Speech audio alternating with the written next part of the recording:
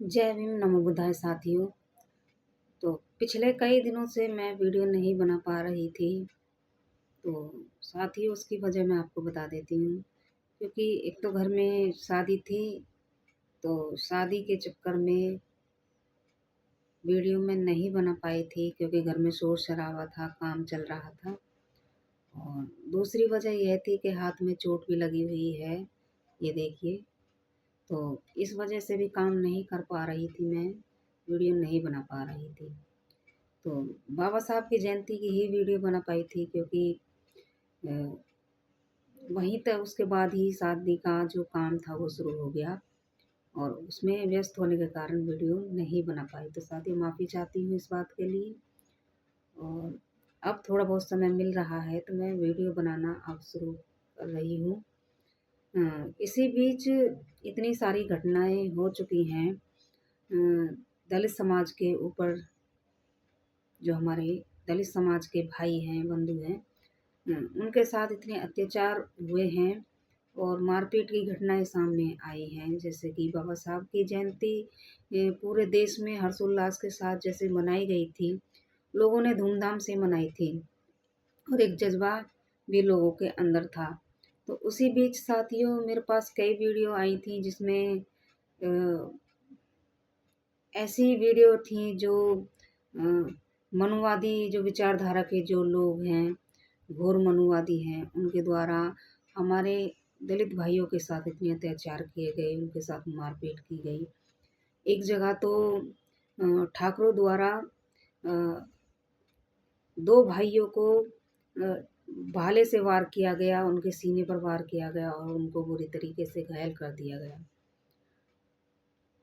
कई जगह पर एक जगह पर देखा गया कि वहाँ गोली चलाई गई, किसी यादव समाज के व्यक्ति द्वारा गोली चलाई गई हमारे भाई के ऊपर, जो रैली में शामिल था। और एक वीडियो बहुत वायरल हो रही है सोशल मीडिया पे कई दिनों से। एक भाई को जो है 3 भाई, हमारे 2 भाई बता गए, सॉरी 2 भाई जो बाबा साहब की जयंती पर वीडियो बनाने के लिए जाते हैं और उनको ठाकुरों द्वारा मारा पीटा जाता है बुरी तरीके से, उनके कपड़े फाड़ दिए जाते हैं, उनको अधमरा कर दिया जाता है। यह भी एक भयावह वीडियो है साथियों, जो सोशल मीडिया पर खूब वायरल हुई। और इसके वायरल होने के बाद हमारे बहुजन समाज के लोग एक्टिव हुए और बहुजन समाज पार्टी के जो प्रतिनिधिमंडल है वो भी उन्होंने भी आवाज़ उठाई और दोषियों के खिलाफ सख्त कार्रवाई करने की मांग की थी। और जो हमारे भाई हैं उन्होंने सच्चाई बताई कि किस वजह से उनके साथ मारपीट की गई थी।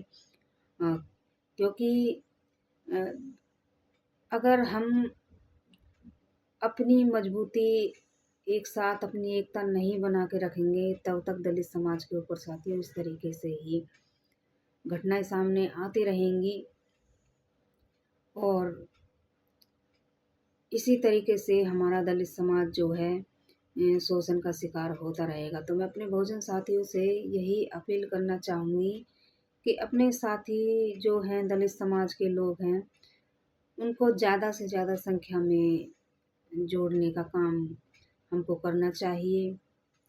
और अभी भी हमारे जो बहुजन समाज की महिलाएं हैं, उनमें अभी जागरूकता की कमी है। मैं ख़ास तौर पर कहना चाहूँगी दलित समाज की महिलाओं के लिए, क्योंकि उनके लिए उनको समझाना बहुत ज़रूरी है, उनके लिए जागरूकता बहुत ज़रूरी है। क्योंकि जितने शोषण अत्याचार हो रहे हैं, ज़्यादातर दलित समाज की महिलाओं के ऊपर ही हो रहे हैं। क्योंकि जो हमारे बहुजन दलित समाज की महिलाएं हैं वो इस तरीके से मानसिक गुलाम हैं कि उनको यही पता नहीं होता है कि हमारा शोषण हो रहा है, उनके साथ क्या घटनाएं हो रही हैं। अभी भी बाबा साहब की जो हमारे बहुजन महापुरुषों की, बाबा साहब की जो इतिहास है, हमारी दलित समाज की महिलाओं को ज़्यादातर पता नहीं है। लेकिन हम कोशिश करते हैं कि अपने जो माताएं बहनें हैं उनको हम समझाने की पूरी कोशिश करते हैं लेकिन मानसिक गुलामी उनके अंदर इस तरीके से अ, घर कर चुकी है, इस तरीके से बैठ चुकी है कि अगर हम समझाने की कोशिश करते हैं तो उनके इतनी बातें समझ में नहीं आती हैं। अगर हम कहते हैं कि बाबा साहब ने 22 प्रतिज्ञाएँ उनके बारे में बताएँ या बाबा साहब की कोई और चीज़ के बारे में बताएँ तो अ, उनको समझ नहीं आता है कि बाबा साहब ने ये कहा था, क्योंकि जो हमारी बहुजन समाज की महिलाएँ हैं, अब हमारे महापुरुषों को वो पढ़ती नहीं हैं और यही एक कमी है कि बहुजन समाज की महिलाओं में अभी भी जागरूकता की कमी है। तो साथ ही हम दूसरे खबर पर आते हैं, क्योंकि जो फ़िल्म बनी है फूले, महात्मा ज्योतिबा फूले जी के ऊपर, माता सावित्रीबाई फूले जी के ऊपर, एक समाज में जागरूकता लाने के लिए इस फ़िल्म को बनाया गया था। लेकिन मनुवादियों की क्रूरता तो देखिए। कश्मीर फाइल जैसी फ़िल्मों को टैक्स फ्री कर पूरे देश में चलाया जाता है, लेकिन जो समाज में जागरूकता और इतिहास को दर्शाती है, उस फ़िल्म को का विरोध किया गया एक ख़ास समुदाय के द्वारा। यह सब तो आपको पता ही है।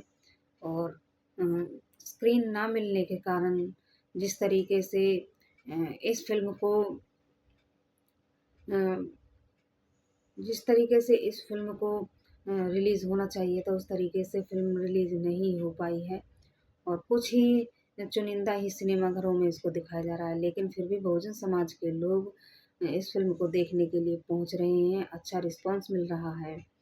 और जहाँ पर भी जो भी आपके अगर कोई नज़दीकी सिनेमाघर है, तो आप फ़िल्म देखने ज़रूर जाएँ। मैं भी पता करने की कोशिश कर रही हूँ कि हमारे यहाँ नज़दीकी सिनेमाघर कौन-सा पड़ेगा और हम भी पूरी कोशिश करेंगे फ़िल्म को देखने के लिए। मैं तो चाहूँगी कि मैं अपने बच्चों को, अपने परिवार को लेकर जाऊँ और दिखाना चाहूँ कि देखिए हमारे पूर्वजों के साथ क्या हुआ था और हमें सामाजिक सुधार की कितनी ज़्यादा ज़रूरत है। तो साथियों, इस तरह की जो खबरें हैं वो वायरल हो रही हैं और मुझे अफ़सोस है कि मैं इन पर वीडियो नहीं बना पाई हूँ। लेकिन कोशिश करूँगी कि आगे मैं लगातार वीडियो बनाती रहूँ और अपने बहुजन समाज के लोगों तक बात जो है पहुँचाती रहूँ। तो साथ ही एक ज़रूरी खबर और बताऊँगी मैं आपको कि जो बहुत ही महत्वपूर्ण है, क्योंकि हमारी बहन-बेटियों के साथ अत्याचार इतने हो रहे हैं, आए दिन उनके साथ बलात्कार होते हैं।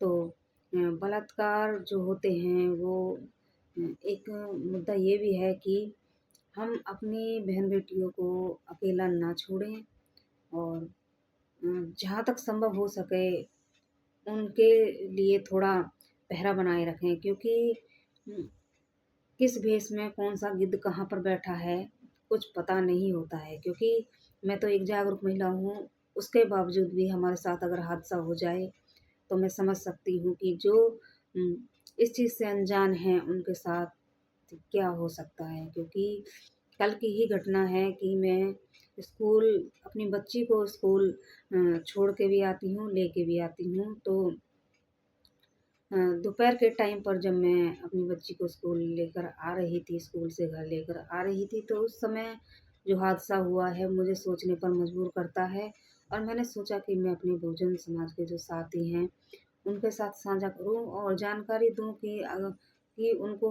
और अलर्ट होने की ज़रूरत है। अपनी घर की बहन-बेटियों से कहिए, अपनी पत्नियों से कहिए कि अपने बच्चों का और अपना ख़ास तौर पर ख़्याल रखें, क्योंकि स्कूल तो हर किसी बच्ची को जाना होता है और वो ही इन मनु जो है ऐसे लोगों का जिनकी कोई जात न धर्म कुछ नहीं होता है, उनका सिर्फ़ काम ही ये होता है कि गंदा काम करते हैं और फिर हमारी बहन-बेटियों के साथ अत्याचार हो जाता है। तो इसलिए हमें पहले ही सतर्क रहना बहुत ज़्यादा ज़रूरी है साथियों।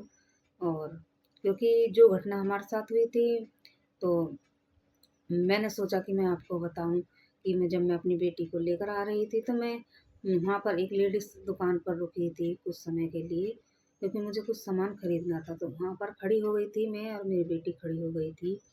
तो वहाँ पर एक शराबी आता है और हमारे पीछे आकर खड़ा हो जाता है काफ़ी देर तक वो खड़ा होता है पर मेरी नज़र उस पर नहीं जाती है। लेकिन मेरी बेटी मेरे पीछे हो जाती है क्योंकि उसको असहज वहाँ पर होता है। फिर उसके बाद जो मैं जिससे सामान खरीद रही थी वो महिला उससे कहती है व्यक्ति से कि तुम यहाँ क्या कर रहे हो लेडीज़ की दुकान पर? तो वो व्यक्ति कहता है कि मैं तो ऐसे ही बहाना बनाता है कि हवा खाने आया हूँ या ये खाने आया हूँ। तो मैंने पीछे मुड़कर देखा तो फिर मैंने बोला कि मैंने उसको धमकाते हुए बोला कि लेडीज़ की दुकान पर तुम यहाँ क्या कर रहे हो? निकलो यहाँ से। तो मैंने उसको वहाँ से धमका कर भगा दिया था। लेकिन थोड़ी ही दूरी पर जब देखा तो एक मुस्लिम महिला अपने बच्चे को लेकर वहाँ से आ रही थी। तो उसको वह व्यक्ति चुटकी काटता है तो वो महिला घबरा जाती है। लेकिन जब मैं उसका पीछा करने वाली होती हूँ तभी वो वहाँ से भाग जाता है। तो साथियों ऐसी घटनाएँ ही जो है होती हैं, अंजाम देती हैं एक बड़ी घटना को। तो इसलिए हमें सतर्क रहना बहुत ज़रूरी है।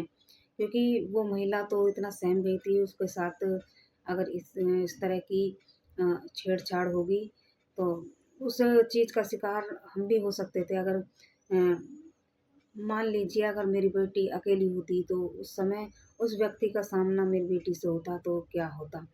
तो इसी वजह से मैं कहना चाहती हूँ कि अपनी बच्चियों को अकेला ना छोड़ें और जहाँ तक हो पहरा दें क्योंकि इस तरीके के लोग कहीं भी घूम सकते हैं, ख़ास तौर पर जब दोपहर के टाइम पर जब छुट्टी होती है बच्चों की तो उस समय ऐसे लोगों की काफ़ी नज़र होती है क्योंकि मैंने कई बार इस तरह के लोग देखे हैं।